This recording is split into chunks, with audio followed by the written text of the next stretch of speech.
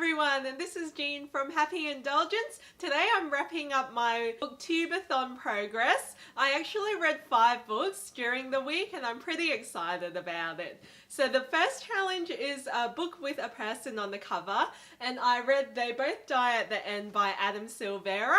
I absolutely love this book. It reminds me of one of my favorite LGBT reads, which is Aristotle and Dante Discover the Secrets of the Universe. It's about 2 boys who meet each other and they know that they're both going to die because they get 24 hours notice, and then they sort of discover each other, they give each other what they need before their death, and it was just a really touching story.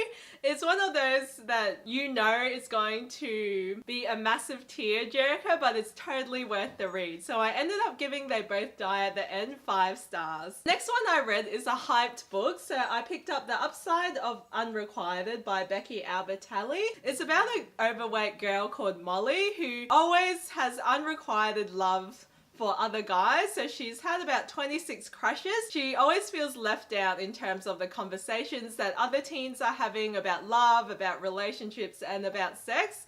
I thought this was a really sex positive book. Basically, it's all about finding love, finding a relationship, and that's pretty much Molly's main goal, and she seemed a little bit desperate at times. The central theme of not being complete until you're in a relationship is probably a bit problematic, and it just wasn't up my alley. So I ended up giving Upside 3.5 stars. The next challenge was read a book in one day. So I picked up Down Among the Sticks and Bones by Shona McGuire, and this is a companion novel to Every Heart a Doorway. Now this is the origin story of 2 twins called Jack and Jill. They're completely identical, except their parents are super strict and pretty much wanted kids to pretty much get the approval from the people around them. So the father wanted a boy and the mother wanted a girl. They raised both Jacqueline and Jill with super heavy gender conforms. One of them has to wear super pretty skirts all the time. She can't go outside and play mud. And then the other one has to, dress like a tomboy and play sports. When they escape together in this fairy tale land, it just shows how the emotional effects and the mental development that this has had on them. I really loved exploring that and its complexities. I thought this was a really wonderful dark fairy tale read. And yes, I really enjoyed it. It's one of my favorite reads this year. I ended up giving this one 5 stars. The next one is read a book about a character very different from you, and that is Monstrous by Majori Liu and Sana Takeda.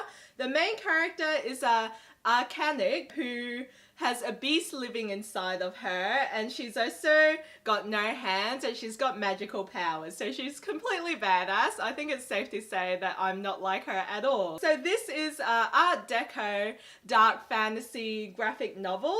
It's just so gorgeous, the illustrations, and it's highly detailed. It's super unique as well. There's talking cats. There's just a lot of blood and gore, and it's just set in this super magical steampunk dark world. I found it really confusing at the start trying to put the pieces together, but then as I reached the end, I felt like I got a bit more used to it and I was really starting to get into this unique story. I think Monstrous is a super unique read and it's really fascinating as well. I ended up giving Monstrous 4 stars. The next challenge was finish a book completely outdoors, and I've just literally finished reading American Born Chinese by Jean Lun Yang.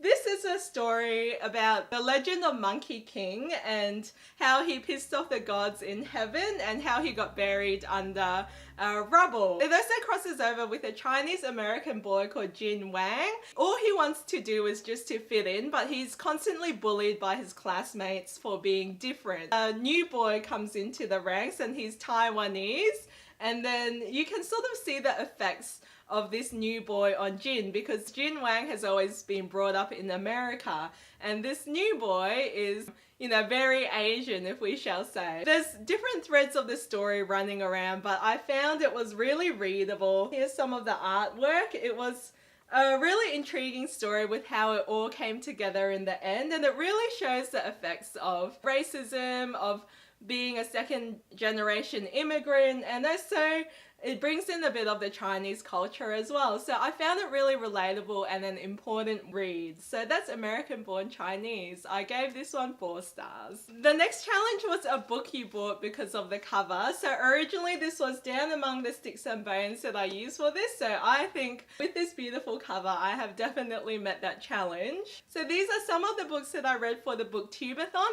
The last challenge was read 7 books. So I ended up reading 5, which I'm pretty pleased with, especially in 1 week with full-time work.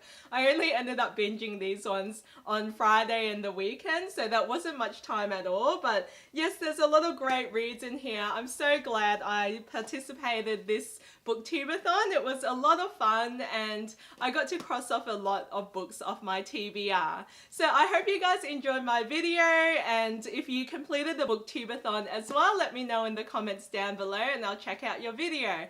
Thanks guys, thanks for watching. I'll see you guys next time. Bye.